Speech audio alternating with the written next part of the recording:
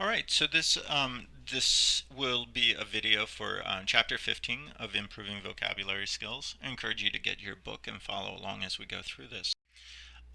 So let's go ahead and take a look at some of these words and try to guess their parts of speech before we get into it. So our first word here is commemorate, and there's a clue there at the end, 8.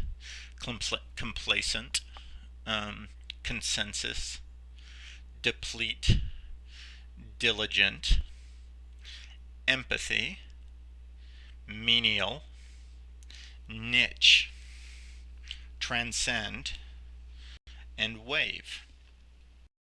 So our first word here is commemorate, and it ends in this 8 sound, making it a verb. Thomas devoted himself to feeding the hungry, so on the anniversary of his death, it seems wrong to commemorate his life with a fancy dinner party that only the rich can attend. Each year, my parents commemorate their first date by having dinner at McDonald's, the place where they first met. So, commemorate means to celebrate. So if we look at this word commemorate, if we look in the middle of it, we have this memory, right? Memory. So commemorate means to celebrate some sort of anniversary or to remember someone or something. So commemorate. You do commemorate your birthday in that you're remembering when you were born, but the focus of commemorate as opposed to celebrate has the meaning of the focus is on to remind us of something in the past.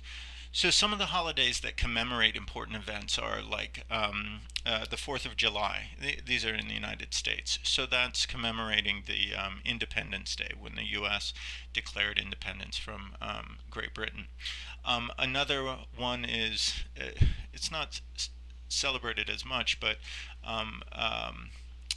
Pearl Harbor Day, which is November 7th, which is, it's not a federal holiday. People don't get the day off of work, but it's a day where people remember the bombing in the World War II of Pearl Harbor in Hawaii. Another one, trying to think of another one, Memorial Day commemorates, it's not as specific a date, but what it is it's remembering the sacrifices of people who fought and died for the country. It's not so much a commemoration as these other ones. Um, we could say that Christmas and Easter are both commemorations. In Christmas, Christmas is remembering the birth of Christ, and in Easter, it's remembering the death of Christ. Okay, so if you think about it, would a wedding be a commemoration? Would you commemorate in a wedding? The answer is no, because you're not remembering anything. You are celebrating, but you're not remembering something. Okay, it's not celebrating something that has happened in the past. So you can think of commemorate being closer to, like for things that are anniversaries or reminders of something that happened in the past. Our next word here is complacent, and this one is an adjective. Elected officials cannot afford to be complacent about winning an election. Before long, they'll have to campaign again for the voters' support. Getting all A's hasn't made Ivy complacent. She continues to work hard at school. So, complacent means too much at ease. Now, if you look at this word, this is not. I honestly don't know if this is part of the meaning of it, but it's something that helps me remember the meaning of it. If you look in the middle of it, you have the word place, right? So the way I think of this is like staying in place or not moving, right? Keeping in the same place. That's basically what complacent means. Complacent is generally used when we talk about after you have had a victory or after you have had a success, you just stay in that same place. You don't continue to work. You don't continue to do the thing that got you to that situation. The problem with being complacent is that you can get to the top, but if you don't continue working hard, you're going to fall down. So if we talk about this, you'll often see this uh, with sports teams. If sports teams, they work really hard and they get very, very good, and then they assume that they don't have to work hard anymore. And if they don't continue to work hard at that same level, they're not going. They're going to fall back. They're going to get less. This, I mean, and it's also natural for all of us to get complacent in our lives, especially because we do need a break from working really hard. But in terms of school, we may, in one class, work really hard and get an A on one of the tests. Well, we understand it, but we don't understand that we forget that the material for the next test is different than the material for this first test. So we don't study for it, or we become complacent, and so we do poorly on the second one.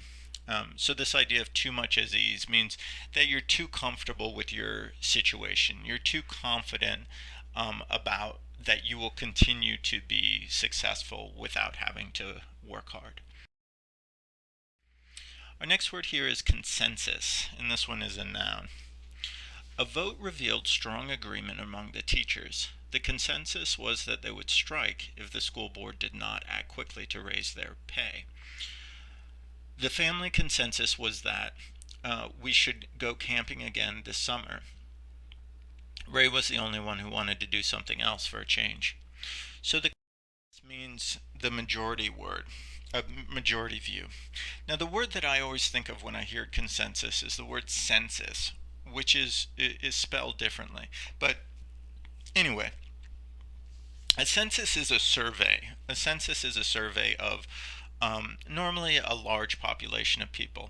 So, for example, in the U.S., they do, I think, the census every 4 years or so. And basically, the census finds out how many people live in the United States, how many men there are, how many women there are, how many white people, how many black people, how many Hispanics, how many Christian people, how many Jewish people, how many Muslim people, how many Hindu people. But basically, it's a counting, right? A counting of the people in the country.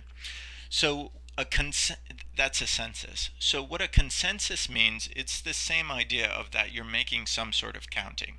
So the consensus means, like, if you count people's opinion on something, the consensus is what most people believe, or what most people want.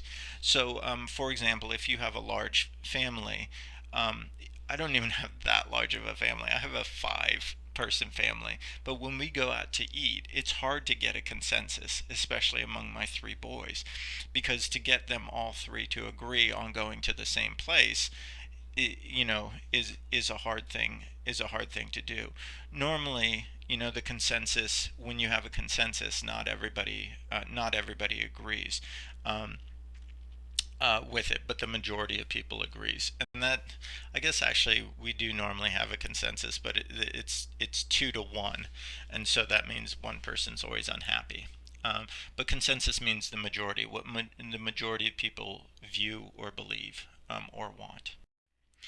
Deplete. This one is a verb. I'd like to help you out with a loan, but unexpected car repairs have managed to deplete my bank account.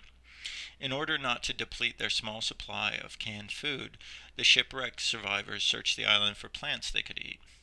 So to use up. To use up. Um,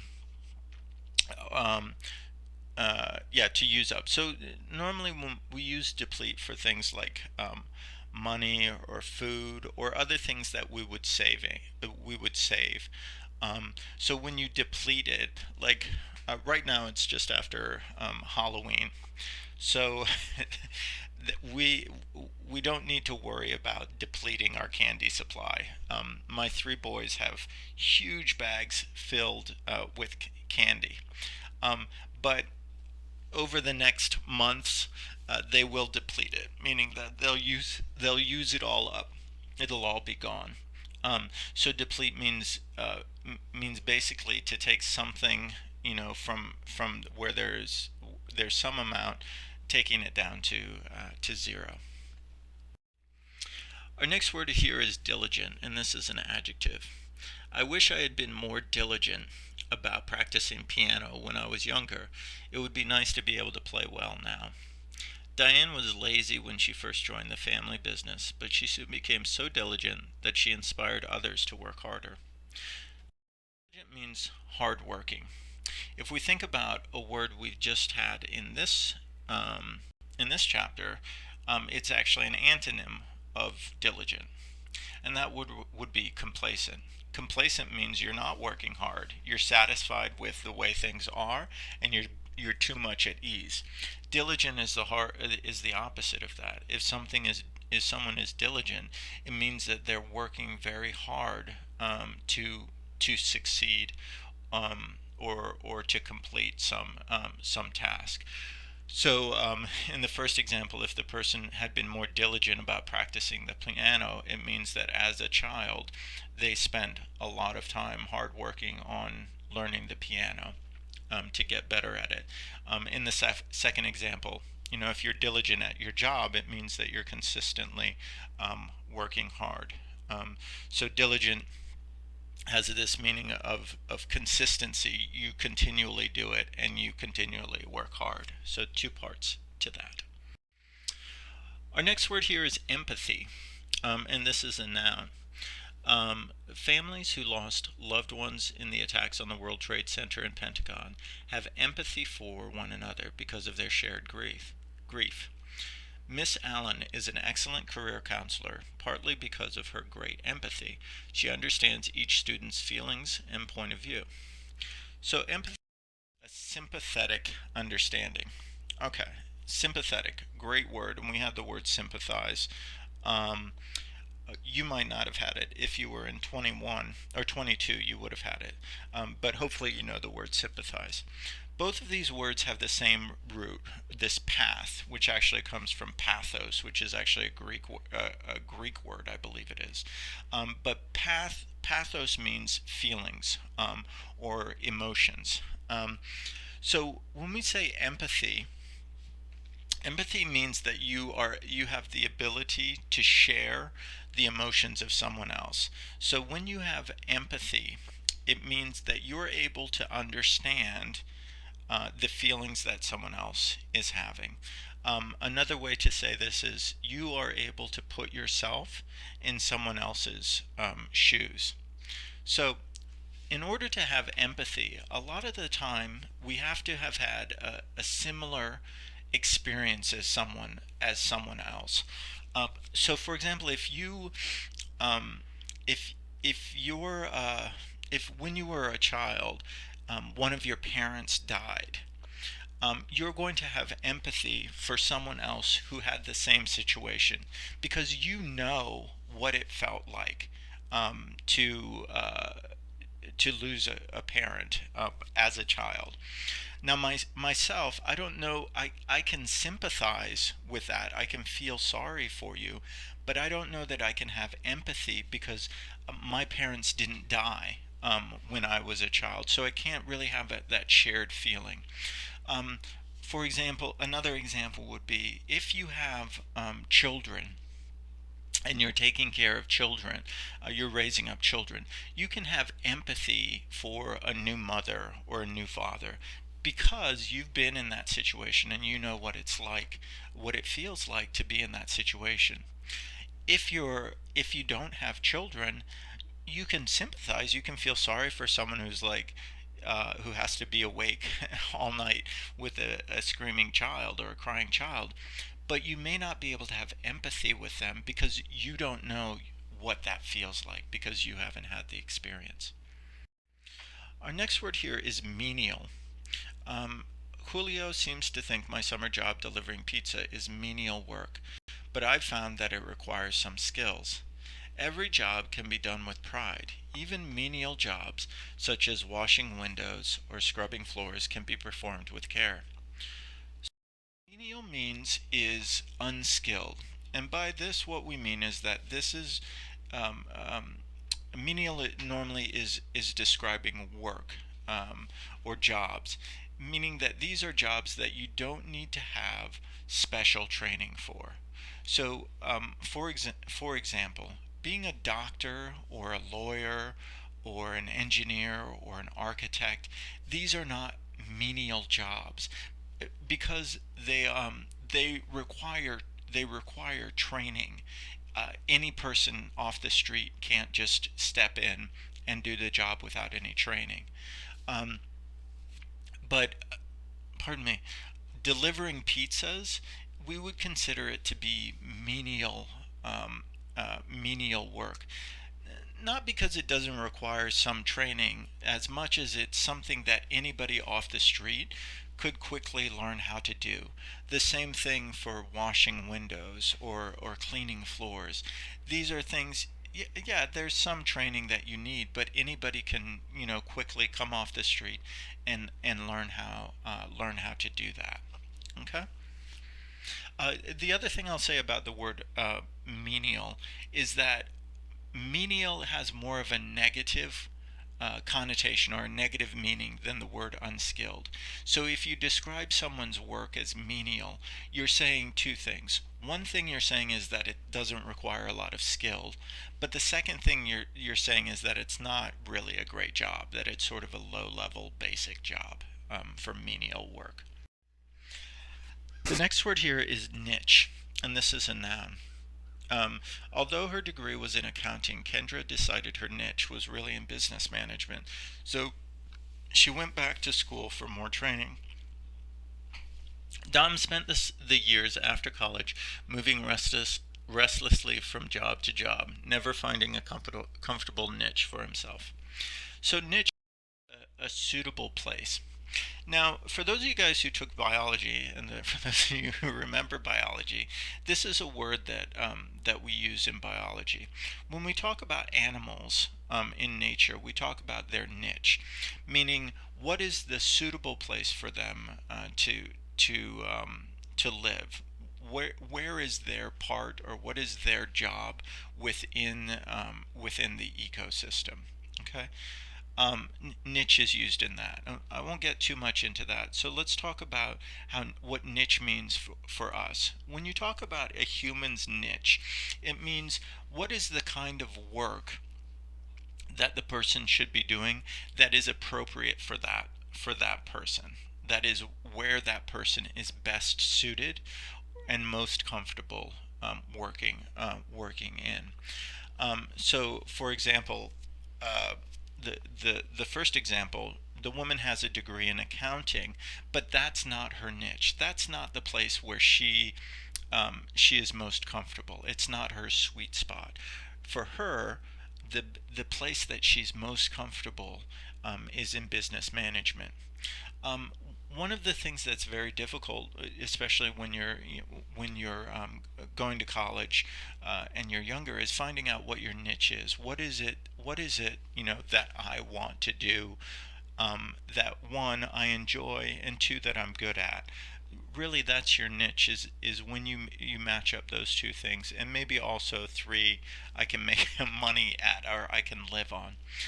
So for me, after college, I actually had a degree in journalism and mass communications, and I thought I was going to be maybe a reporter, or I was going to work in publishing, editing books, or something along those lines. Um, but I wasn't ever able to successfully get into that business. And when I look back at it now, it's not where I would be comfortable. So I ended up for 6 or 7 years after college doing a variety of things, working in hotels, working in restaurants, working in sales. I actually sold water filters unsuccessfully until and then also being a secretary, until I decided that really teaching is my niche. It's the place where I'm comfortable.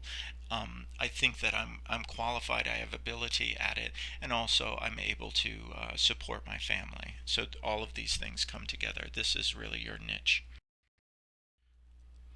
So, whoops, I skipped over one. Sorry about that. So we're already to the definition of the word transcend, but this one is a verb. The psychic convinced her clients that she could transcend time and space and talk directly with the dead. Yoga can help one transcend the world and reach a state of relaxation. So transcend means to go past. So trans, as a word part, means across. So when you're transcend, it means you're moving from one place to another, and you're going across something. So normally when we talk about transcending, what we mean is that normally what we're talking about is um, there's some sort of problem, and you're getting past that problem, or you're going over that problem. Um, Transcend means oftentimes means that you go from one place to sort of a higher place. In the first example, it's saying the psychic convinced her client she could transcend time and space. She could go past the restrictions of time and space and talk to the dead. So it's like you're getting this. She's saying she sort of has this superpower, right? Is you're transcending. In the second example, it's saying yoga helps you transcend um, your your problems, the problems. Basically, you have these problems, and you develop a special ability to get past those problems and get to a place of relaxation. And our last word here is waive, and this is a verb. So it's spelled quite differently, but it's pronounced the same way as waive, as in like wave your hand. The defendant decided to waive his rights to an attorney and instead speak for himself in court. Since Lynn has studied so much math on her own, the school waived the requirement that she take high school algebra. So waive to give up. Okay, but that by itself is not the greatest definition. Waive means to give up your rights, or to release someone from requirements. So, for example, in the United States, everybody has the right to be represented by an attorney, by a lawyer, in court. If you can't afford one, the court will appoint you one. You may have heard this on some TV shows. Um, but if you waive your right, it means you're saying it's okay. I don't need that. I don't need that thing. I know that I have the right to have it, but I'm not going to accept it. I'm going to say it's okay that I don't have it.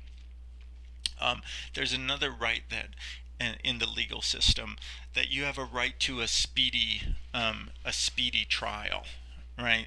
Meaning that you you have the right to have a trial quickly. You shouldn't be held in jail for a long time between when you're arrested and when you have the trial.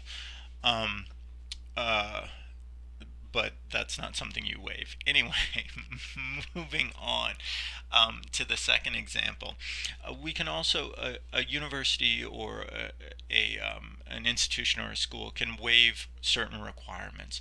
So, for example, one of the requirements for some of the degrees here at Nova is a foreign language requirement. Now, most of you guys, well, all of you guys are proficient in another language. So if you take a test um, in your foreign language, these are called CLEP tests. They will waive the requirement, meaning that they won't uh, you won't have to take those classes like everybody else does. Okay, so go ahead and finish off your activities in the book, and then bring any questions you have to class. See you then. Bye.